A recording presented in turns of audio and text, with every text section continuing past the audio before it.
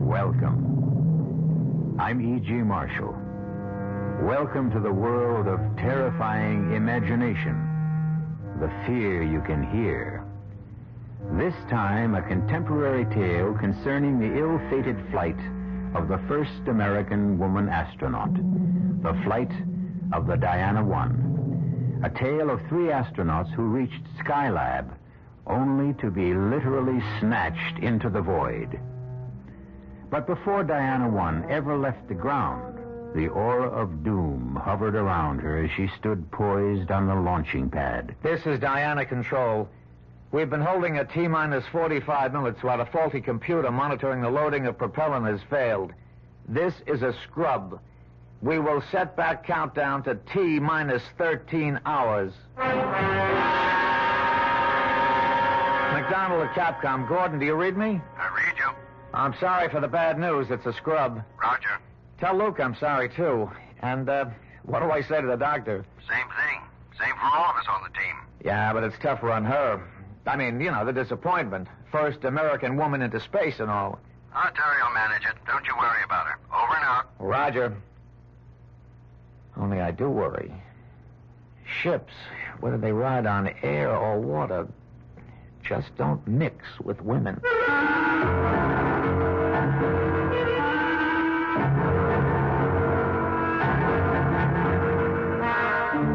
Our mystery drama, Out of Sight, was written especially for the Mystery Theater by Ian Martin and stars Julia Meade.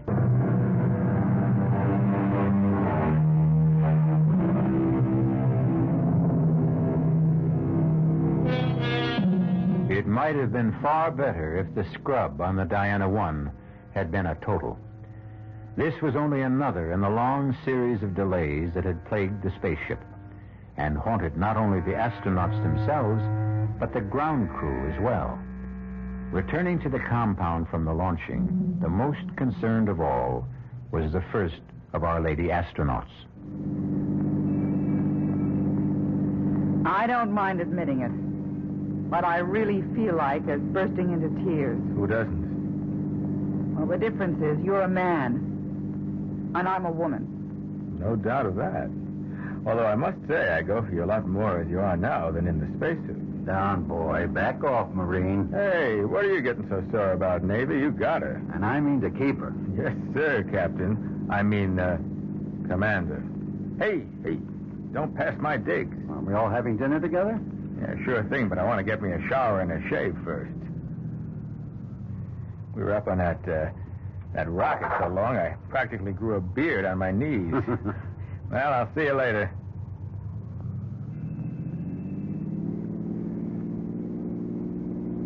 Good old Luke. I'm glad he's the 3rd member of the team. Oh, no. The 2nd. I'm the 3rd wheel, Gordon. And do you know why I wanted to burst into tears? Like all of us. Disappointment? No, a lot more than that. Oh, Gordon, maybe today was an omen. Maybe I should cut out right now. I've got the strongest hunch this flight is jinxed. And I'm the jinx.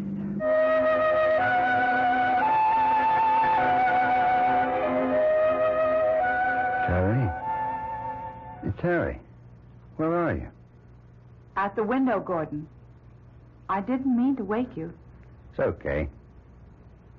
What's wrong, Terry? Look, darling. The sky is filled with stars, glistening like fish in a net. Oh, hold me a minute. Of course. How many nights we've talked about this trip. Hope to make it together. All the long training and planning. And now it's here at last. Or almost here. I'm not going. What? I'm not going, Gordon. Oh, but you've got to. You can't back out now. Lieutenant Nettles is back up for me. Oh, but she's not a doctor. She's a woman. That's the important thing. I wasn't picked for this trip primarily because I'm a doctor. But why would you cut out now? Because I'm scared. Oh, honey. Everybody gets buck fever. You know, I had it my first time. This is more than buck fever. What is it, then? It's not me I'm scared for. It's you and Luke. Why? Because I'm a jinx. No, you're not going to start in with the superstitions like Luke. It's more than just superstition. Oh, darling, I can't tell you, but I've been lying awake and getting the strongest ESP waves. You were dreaming. But I wasn't. I was wide awake. And for the love of Mike, don't do this to me. But it's you I'm thinking of, darling. I want you safe. And I honestly, for some reason, I can't explain why. I think if I go up there with you... Damn it, Terry, I never thought you'd do this to me. And I never thought the first woman astronaut would be such a flop. Oh, I'm so ashamed. You better answer that. Hello? Oh, yes, sir. Did you reach Luke Strong? Good. Yes, sir, we will. Within the hour. Oh, no, I can drive. Yes, sir, we'll go straight to the hospital unit. Thank you, sir. Good news for us, too. What is it? Weather forecasts are for quick changing conditions that would ground us for 2 to 3 weeks unless we get off tomorrow. They've restarted the countdown, and it's go. We lift off in 7 hours. I've committed you, Terry. If you don't go, it's a total scrub. Are you with me? You know I'm always with you, for better or for worse. Not just as a wife. Ready, willing, and able, Skipper. Astronaut Teresa Weber reporting aboard.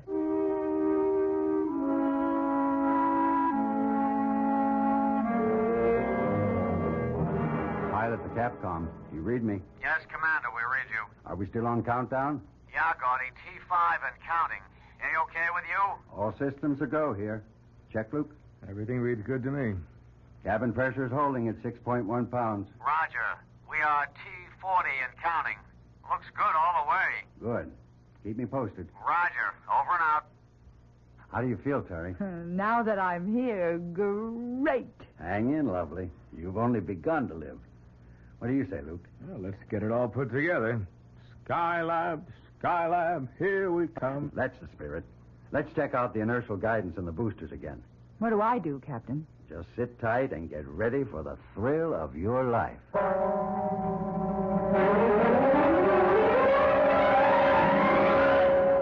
This is Diana Control. The D1 countdown is at T-minus 35 seconds and counting. All systems are reported in a go condition. Pilot, co-pilot, and Dr. Weber are ready.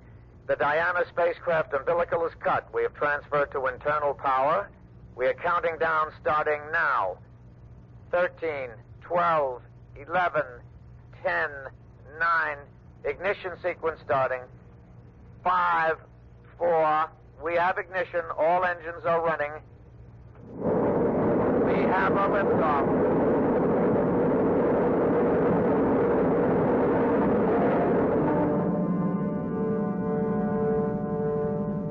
The clock is operating. We are underway. Roger. Read you loud and clear. We're smoothing out some now. Roger. Through Max Q. Through Max Q and smoothing out real fine. The sky looks very dark outside. Cabin pressure is holding at 6.1, okay.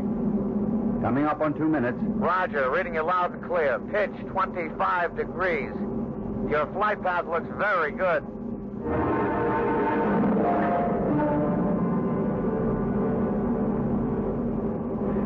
We're up on S4B stage burn, and I read it.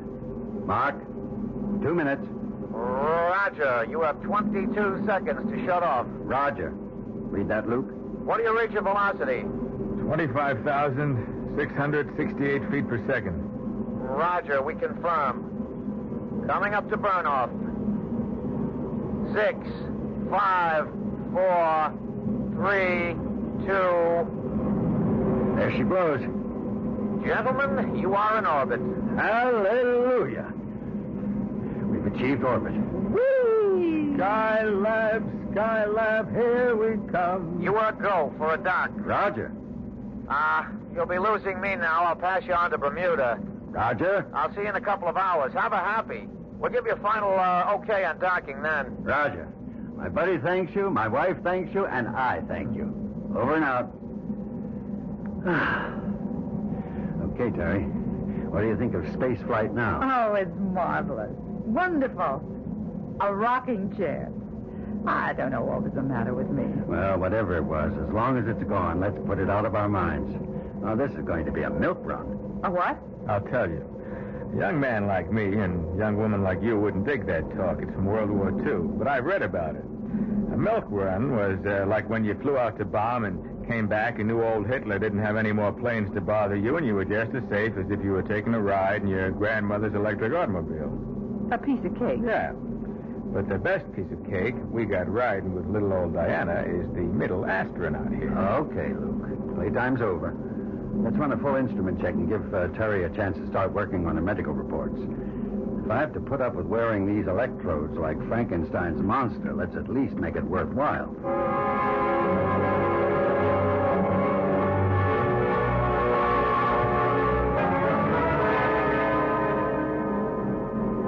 Can you boost your signal, Hawaii? Do you read me? Anything wrong, Gordon? No. We just passed out of range of Hawaii. We should be picking up on Houston and Mac any moment. It's always kind of scary, though, isn't it? What? Anytime the tracking stations don't overlap and you lose contact. Oh, you get used to it. It's only for a few moments at most. Wouldn't it be... Wouldn't it be what, Terry?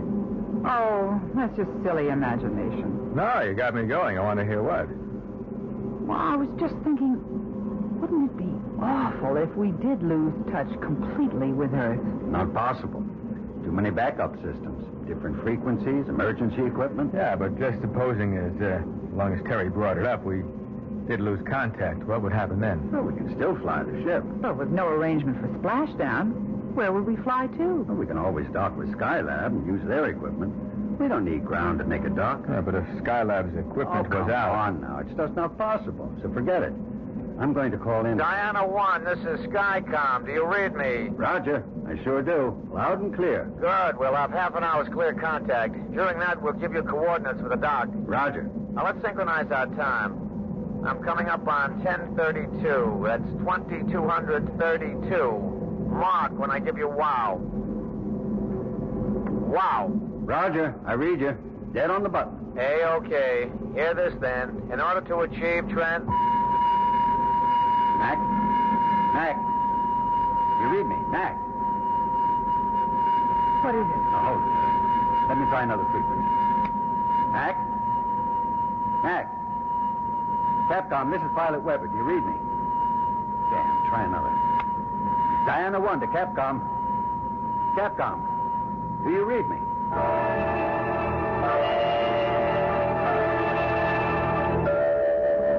I can't raise a thing, Skipper. I've tracked over Bermuda, Africa. Everything's dead. Every frequency. I can't understand it. All other systems are go. Yet we've lost contact with ground. That means we're on our own? Unless we turn up Australia, Hawaii, or Mac back at Houston. And if we don't? We head for Skylab. Is that so terrible? Certainly its radio must be working. And if it isn't? Now, that isn't anything I want to start thinking about right now. Maybe we better, because... Because what, Terry? You don't know, Luke, about my dream. For God's sake, this is no time for dreams. Hello? This is Diana 1 calling. That isn't going to do any good, Gordon. This is what I dreamed, that we'd lose contact. I remember that humming sound. You'll never get through it, even if we make Skylab. That would mean that... Thanks to me, the first woman, the Jinx, we're lost. We're lost in space.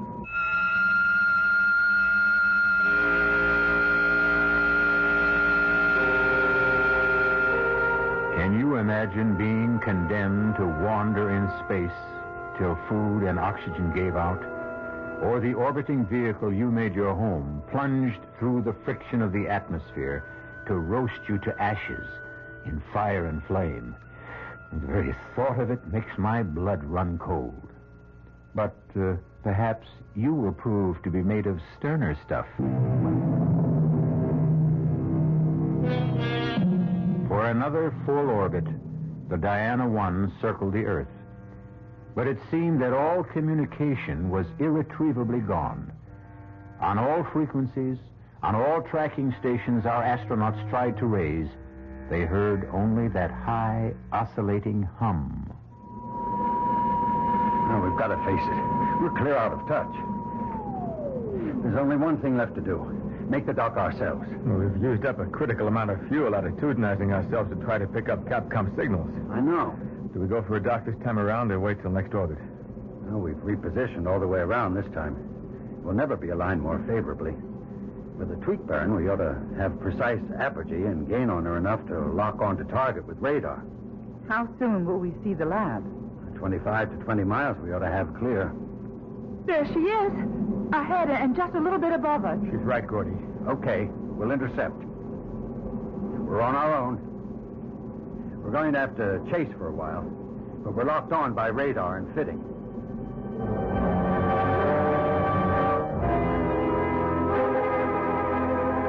Right on the money. Tight as an oyster. No thanks to me. What do you mean, Gordon? What is it, Skip? I don't know. You remember how we began to roll and swing over the Pacific? I thought you were maneuvering for the lock. I was trying to, but the ship just seemed to take over. We were rolling at 36 degrees a second. You pulled her out. It wasn't me. Now, don't you understand? I couldn't fly her at all. We were rolling so bad and yawing, I thought we were going to lose any control and go toppling end over end. But we didn't, thanks to you. Not me. It felt like, well, it was just like ground, or someone took over and was flying the ship. Someone else brought it into lock, not me. So what's the difference? We came home. Shall I open up the hatch so we can get into Skylab? Oh, we ought to secure everything here. We're airtight. We can get that later. We've got to reach ground. If we can't get in touch with Capcom... Oh, I'm afraid you can't. Huh? You see, we have jammed it. Oh. How do you do? I am Dracon. I have been waiting for you. Who's that? I have said Dracon is my name. Before I ask the other questions, where are you? I am here. Where's he hiding, Gordy? You know the setup here. But, my dear Earthling, I am not hiding. I ain't seen you yet. Nor will you. I am not made like you, nor are you civilized enough to be able to imagine me. Now, wait a minute. Now, hold it, Luke. Mr. Dracon, if I have your name right. The title is meaningless for me, and even the name is only an approximation in translation to your tongue. Call me then, Dracon. Very well. Dracon, who are you? I will try to simplify. I am not of your galaxy. I am of Centauri 7, a quintillion of light years from your solar system. What's going on, Gordy? It's the sort of thing I dreamed. It would be easier if you had a presence, Dracon. We could talk more sensibly then. Ah, no, I believe to the contrary. You could not conceive of me even if I could make some emanation before your eyes. No, the voice must be enough. Well, then, what is it you want? For you to come with me. Supposing we refuse. But there's no way you can. I am going to take you to Centauri 7. A quintillion years away? Time is a relative factor. We shall go by time warp. But even so, I am a doctor. I must face physiological facts.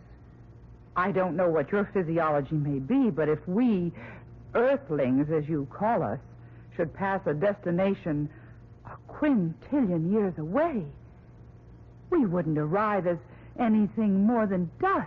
I have said that time is a relative factor. We must leave. Are you ready to go? How? The trip will be short and not unpleasant. All those quintillions of miles? The advantage of the fifth dimension, the time warp I mentioned. But time is relative, as you said. Who's to say that your time won't destroy us? How long will it take us? In your time, you would indeed be infinitesimal dust, as the doctor maintains. In our time, a millimeter of a second, of which we have wasted quite enough. Shall we go? Here are your quarters. We have tried to construct them in appearance and solidity as those places you live on Earth. There are 2 bedrooms, one for the spouses and one for the drone. There will be food. You are welcome. We wish you to live as you live on your planet. For how long? We must control that. You are free to do as you will in these areas. 2 bedrooms, 2 baths, living room, dining area, fully equipped kitchen. That's upper class New York, maybe $600-700 a month. Furnished up to $1,000. Well, except for one thing. And that is? Not a window. And outside of closets and the rooms, only one door out of here. Which, unfortunately, we must keep locked. Why? We have our own security. I think occasionally you Earthlings must have caught a glimpse of our machines. We have been observing you for some time. Why? For reasons of our own. Our saucers have even landed on occasions, too, as you do in your flights to the moon, for example, to pick up informative material. We have even considered gathering some of you before this, but in the areas we landed, we did not consider the specimens quite satisfactory. We do very much consider you excellent representatives of your primitive culture. We have selected you as, what is a word you use? Guinea pigs. You mean we're going to be locked up here like in a laboratory cage? Yes, so we can study you. Now, I leave you to get adapted to your new surroundings. I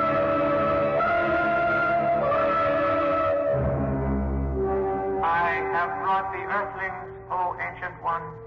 You did not pluck them from the planet itself. No, Ancient One. From the atmosphere, from one of their spaceships. Why did you pick these? One is a female. Our first opportunity to gather such a specimen without alerting the Earthlings. So be it. What is your wish now, Great Count? Permission to start the test. As you wish.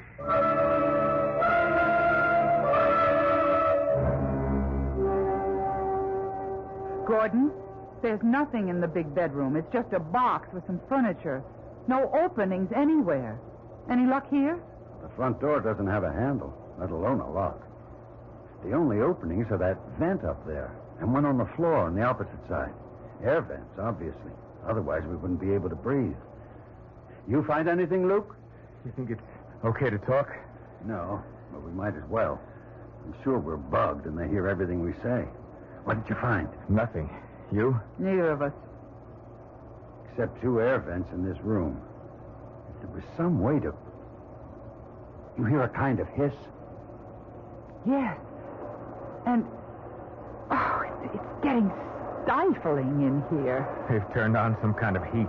Damn. What are they trying to do? I've got to get this suit off. I'm sorry, Terry. It's okay, Luke.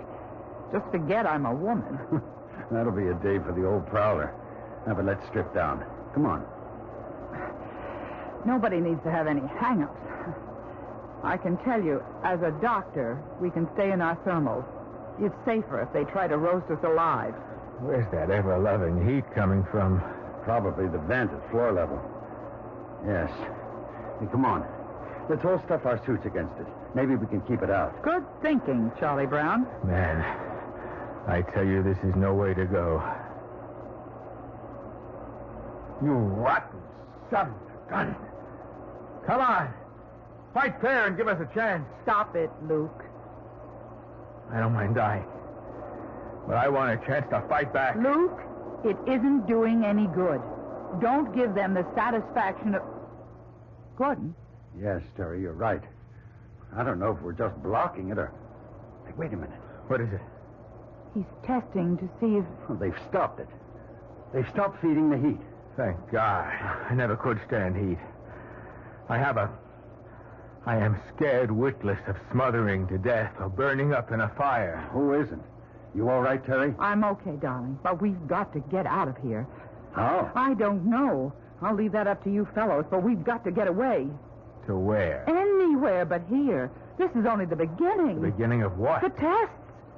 Don't you see it? We're guinea pigs. And as a laboratory animal, you know what all guinea pigs have in common. You're the doctor. You tell us what. They're expendable. It's getting cooler. We passed the first one, but...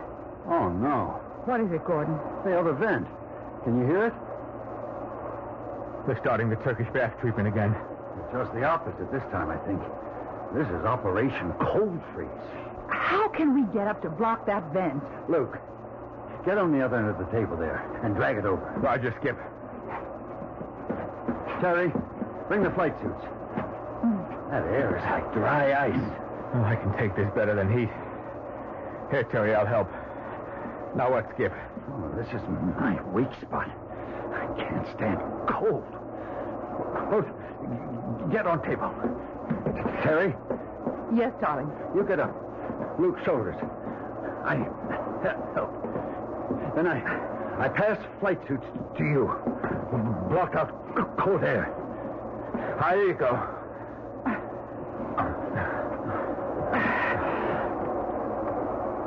I'm okay. Hand me the suits. I'm braced against the wall. Okay, Gordy. It's all right. No need.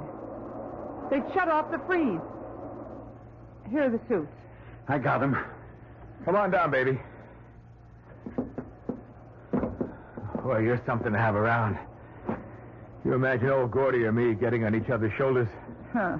I'm glad I'm of some use. Now it's the men's turn. What do you mean? This is only the beginning. How much more of this can we go through? One exposure or another is going to be too much for one or all of us. Let's try to get out of here. How? Only one way. The door. What we need is a prize of some kind. Oh, wait a minute. The table. It has metal legs. Help me turn it over, Luke. Sure. Yeah. There's a flange at the top. And screws. Oh, no, if we just had something... Would you believe? I just happen to have a nail file. Oh, baby, you are the most. Come on, let's have at it.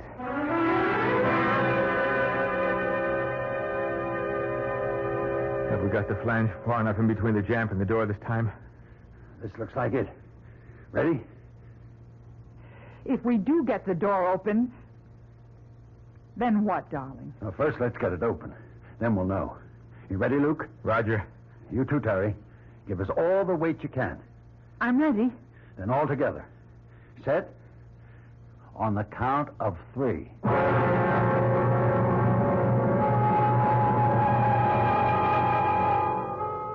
Three lost and desperate astronauts, far beyond the stars. Should they succeed in opening this door, what can they hope to find at best? Another world, and one apparently hostile to them. What infinitesimal chance do they have to return to landfall and splash down on old familiar Mother Earth? Is there any threat worse to sanity than the unknown? And yet, faced with the prospect of death by any factor of the known, which of us would not gamble and reach for the unknown as an alternative?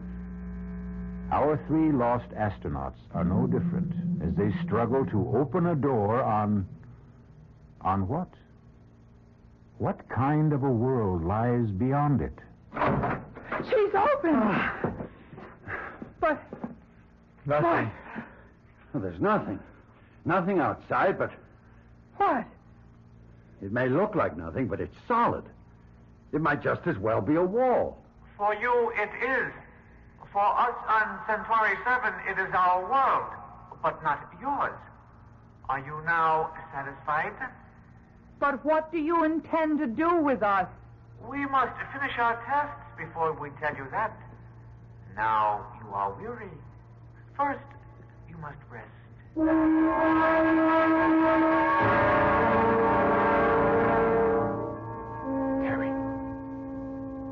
Terry, wake up. What? Why, Luke. Don't wake Gordy. got to talk to you. What on earth?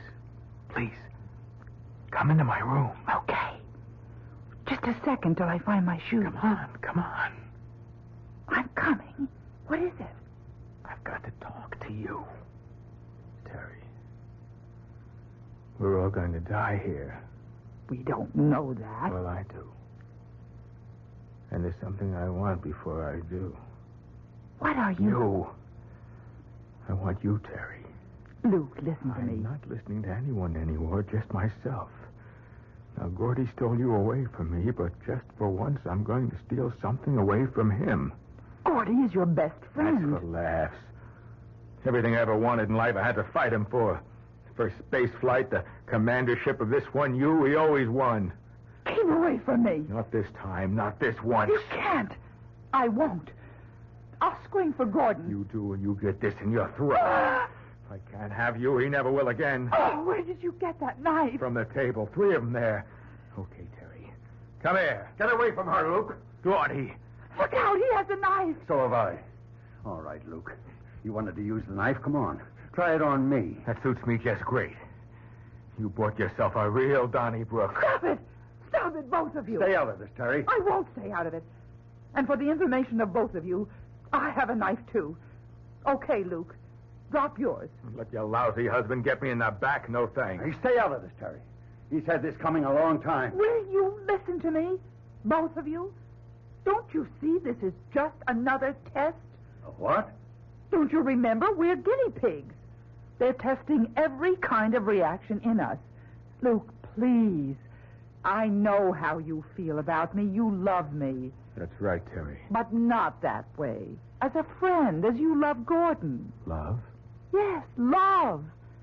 You weren't made for hate or frustration or violence any more than Gordon is. It's them, Dracon or whoever they are. They're putting it all into your heads. They want to see how far they can provoke us, how much we can stand. They're the ones we have to fight. They're the ones we can't let win. What am I doing with a knife? Oh, God, Terry. Gordy, forgive me. I didn't know what I was doing. Neither did I. I woke up choking with this black hatred, and where did I get this? They put them on the table. It's just as I said. Another of their tests. What's that smell? It's coming from this lower vent. It smells like... bitter almonds. That's cyanide. Get away from there. They've sealed up the door again. We've got to get out of here. The bed... No. They're louvered doors. It'll seep through. We've got to get away entirely. How? Even if we could get the door open again, I thought of it when the heat was coming in before. I think the cover on that vent up there is loose. It's big enough to crawl through. Get the other table, Luke. Drag it over. I've got the table leg that we used on the door. Maybe I can pry it open with that. Come on, Luke. The smell is getting heavier. I'm with you. Okay. Now give Terry a hand up. There you go. Now up on my shoulders. I got the table leg. All right. Now give it to her. Then support her while she levers it. Okay, Terry? Yes, I think I can. It's quite loose. I'm sure I can. Look out! Can you scramble in there? If I can just... get your hands under her left foot, Luke. Roger. I'll get mine under the other. Now, lift. All right, Terry? Yes? There's a duct. I can't see where it goes. Is it big enough for all of us to get through? Yes, but how? You're smaller than I am, Luke. I'll give you a leg up, and Terry can lift from above. What about you? I'll get a chair, and you can haul me up from there. Come on. Let's not waste any time. That smell is getting stronger.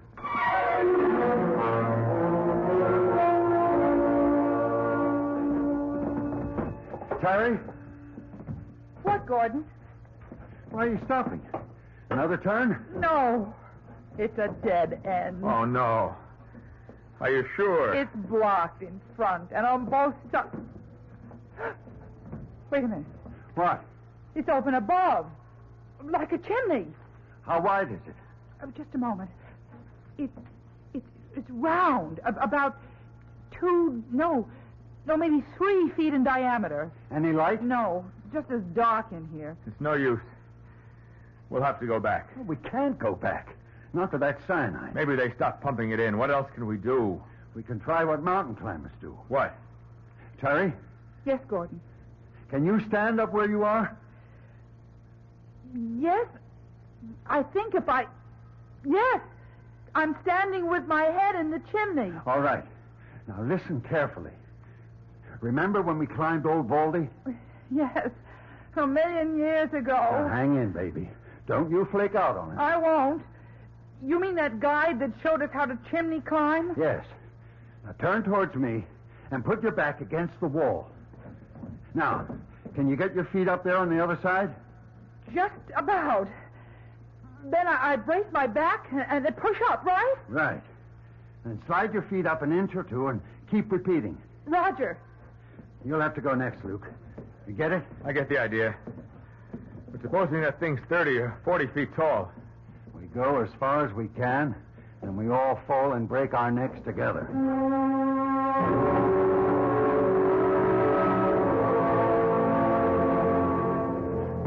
Hold it. What now? It's getting wider, but I think it's another dead end. Oh, not another chimney. I couldn't make it. This one goes down. There's a draft, and... Oh, Lord. What? We only had a light. I have only one match left. I've been saving it. It's wider. You think you could come up here? I'll try. Watch it, darling. You're right at the edge. Where do you suppose this could go? There's fresh air. Maybe outside. Let's see.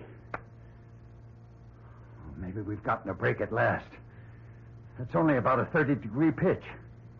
Ah! Well, there goes the match. But where goes the tunnel? I'll let you know any moment. If anything happens to me, you and Luke can try going back. Oh, no, sir. Anyone tries the roller coaster, old Luke gets to go first. No, Luke. Here I go. Feet first. Too bad I forgot my parachute. Geronimo! Luke. Luke, are you all right? I didn't break anything.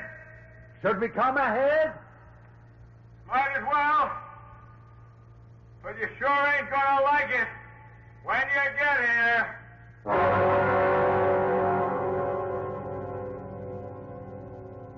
Oh, all that for nothing. Right back where we started. At least we don't have to bother about trying the lower vent. We know where it goes to. And at least there's none of that cyanide gas. Yeah, but now what? Now we have finished with our external examination.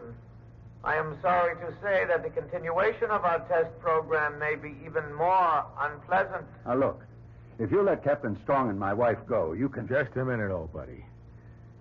Same offer here, Dracon, or whatever your name is. Only I stay. I'm afraid not satisfactory. The female is essential for more reasons than one.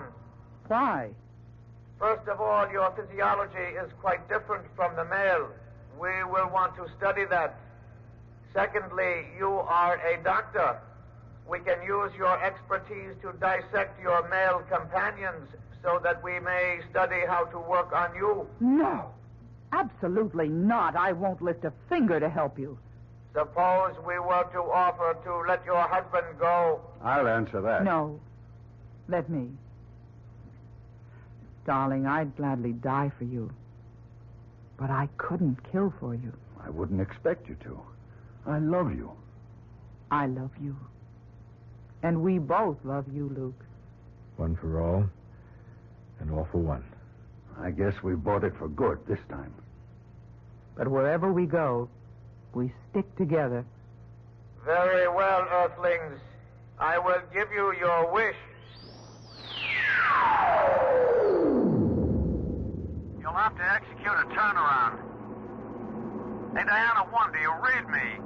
I read you loud and clear. Why? I don't know. I had a loco notion, we all did down here, that we lost you for a couple of seconds. Not as far as I know. You didn't notice a kind of a time lag? Hold it, Capcom. You hear him, Luke? Mac? Yeah.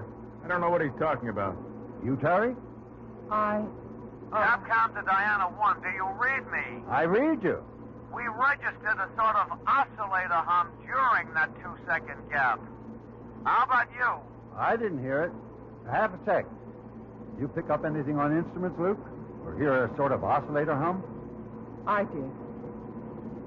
Just like in my dreams. Or I think I did.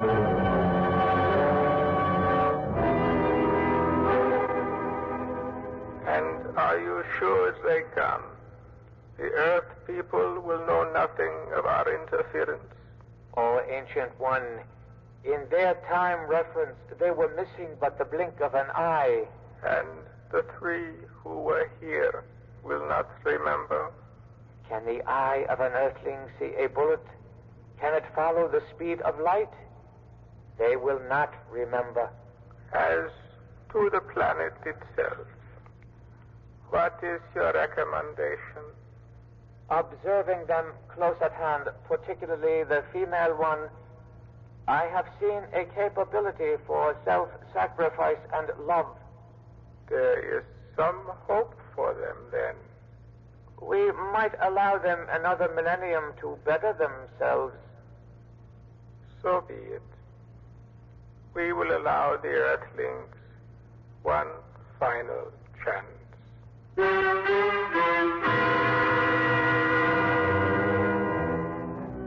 So there are no such things as flying saucers and strangers out of space. And man is the only creature to travel the roads among the stars. I wonder. Oh, well, it may not be too much longer before we find out for sure.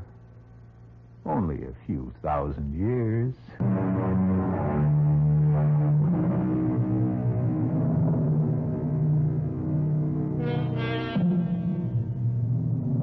A 1,000 years. The millennium. Perhaps the one mentioned in the book of the Revelation, when the angel came down from heaven with the key to the bottomless pit and a great chain in his hand. And he bound the devil and cast him into the pit and sealed it, so that he should deceive the nations no more. Not a bad idea. Not a bad idea at all. We could all begin with the devil in all of us. It might just be worth a try. Our cast included Julia Meade, Sidney Walker, Ira Lewis, and Jack Grimes. The entire production was under the direction of Hyman Brown. And now, a preview of our next tale. I'm afraid I'm going to puncture that theory of yours about Hatcher being something of a time bomb ready to blow up. I'm certain that he's not dangerous. On what do you base your findings? Well, he's been under intense treatment and has begun to respond very rapidly. He's mild and cooperative. He's almost childlike. I see. I've reduced the guard to 1 8-hour shift, midnight to 8 in the morning, and at all other times he is constantly in the hands of our nurses and therapists and other personnel. Well, you are something of a gambler, Doctor, taking that kind of a risk. No. I don't think so. Doctor, has it occurred to you that this entire mild convalescence may have been programmed into the mind of this man to throw you off guard? Oh, nonsense. I know a harmless man when I see one. To leave him unguarded is taking chances with the lives of many people. Heaven only knows what has been fed into his receptive and willing mind. This is E.G. Marshall inviting you to return to our Mystery Theater for another adventure in the macabre.